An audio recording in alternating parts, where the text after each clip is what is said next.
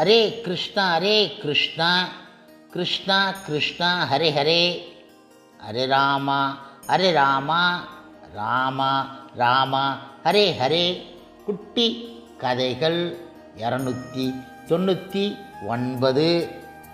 இதில் கர்மாவின் காரணமாக வரும் வினைப்பயன் பற்றியதான கதை காண்போம்.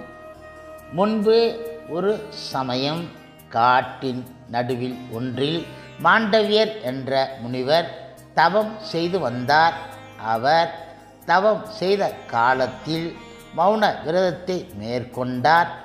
திருடர்கள் சிலர் பொன்னும் பொருளும் கொள்ளை அடித்து கொண்டு வந்து மாண்டவியரின் ஆசிரமத்திற்குள் ஒளிந்து கொண்டார்கள். அவர்களை தேடி வந்த காவலாளிகள் மாண்டவியரிடம் கொள்ளையர்களை பற்றி கேட்டனர். அவர் மௌனமாக இருந்தார்.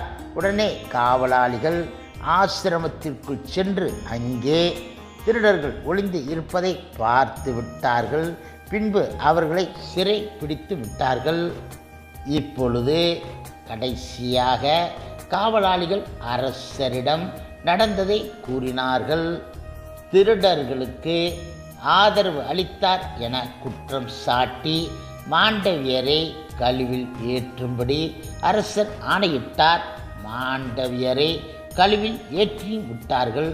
அப்போது அவர் மௌன விரதத்துடன் தவத்தில் ஆழ்ந்து இருந்தார். கழுவில் ஏற்றிய பிறகு முனிவர் இறக்க கிடையாது என்பதை காவலாளிகள் மூலம் அறிந்து அரசன் விரைவாக அந்த இடம் வந்துவிட்டார். இப்பொழுது மாண்டவியரின் தவ வலிமையை அறிந்து அவரிடம் அரசர் மிக மிக மன்னிப்பு கேட்டார். அரசனின் ஆணையின் பேரில் காவலாளிகள் மாண்டவியரின் முதுகில் குத்திய சூலத்தை வெட்டி எடுத்தார்கள். எஞ்சிய பகுதி அவருடைய முதுகில் பதிந்து இருந்தது. அதன் பிறகு அவரை ஆணி மாண்டவியர் என அழைக்கலானார்கள். ஆணி மாண்டவியர் தனக்கு ஏன் இத்தகைய தண்டனை கிடைத்தது என தர்மதேவன் யமராஜரிடம் வினவினார். அதற்கு தர்மதேவன் குறிதவறாமல் வரும் பாவம் மற்றும் புண்ணியம் செயலின் வினையின் பயன் ஆகும் என்றார் அவர். சிறு வயதில் நீங்கள் பூச்சிகளை முட்களால் குத்தி குத்தி துன்புறுத்தினீர்கள். அதன் விளையாடியதன் காரணமாகவே இந்த தண்டனை என கூறினார். அந்த கர்மாவின் காரணமாக இப்பொழுது வினைப்பயனாக ஆகி இருக்கின்றது என்றார் அவர்.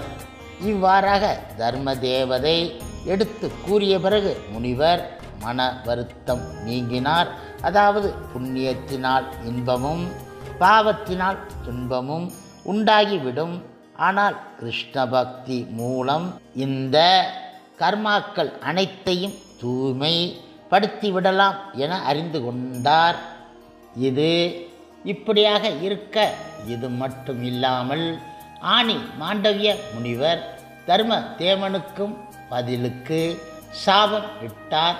அதாவது ஒரு சூத்திர பெண்ணுக்கு மகனாக பிறந்து சூத்திரன் ஆகி விடுவாயாக என சாபம் இட்டார்.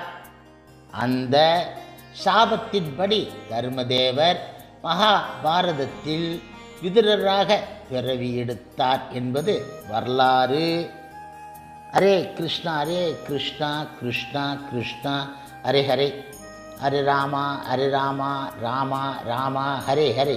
சில பிரபுபாதரின் சேவையில் இஸ்கான் பக்தர்கள்.